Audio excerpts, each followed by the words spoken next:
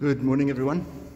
Sorry, got a bit of an echo in here. It got a bit windy outside as I was recording these videos. So I've come inside, but I'm inside the church now at Star of the Sea, and so that's why we have a bit of an echo.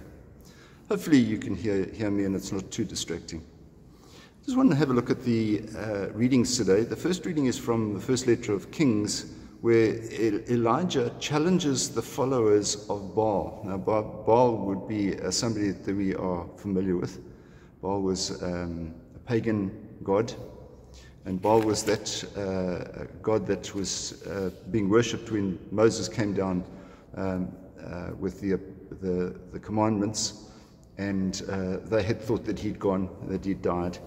And so they had taken all of their gold and they'd melted it down and made it into a gold calf.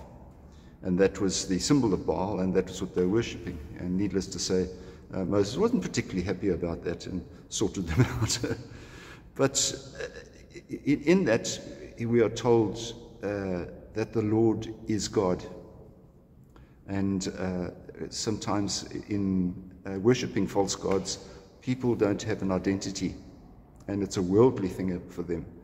And it may just be because God is a difficult concept if you're not familiar with it, or if you're not familiar with Him. And so I think it's important to appreciate that sometimes in talking to people who don't know God, that it's a process, and sometimes it's not an instant experience. It may be for some, but it often isn't. But related to that, we have a look again at one of the lines from the Sermon on the Mount. It's Matthew Gospel chapter 5, which we're looking at again today. And Jesus says, "I have not come to abolish the law or the prophets, but to complete them." I have not come to abolish the commandments, but to complete them. And there are often people who would say, "Oh no, but the 10 Commandments are out of date. They're not relevant these days." And that might just be because they're just looking at the letter of the law. They're not looking at the spirit of the law. Understand what it is that the commandments are actually really saying to us. And then you'll understand that, in fact, the commandments are on our side. They're not trying to limit us. They're trying to give us freedom. But Jesus says, do not infringe these commandments.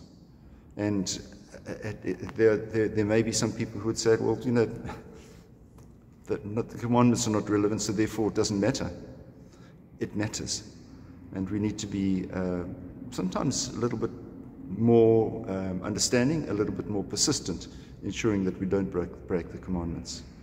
So you have yourselves a wonderful day, and keep safe. We'll see you again. God bless. Bye-bye.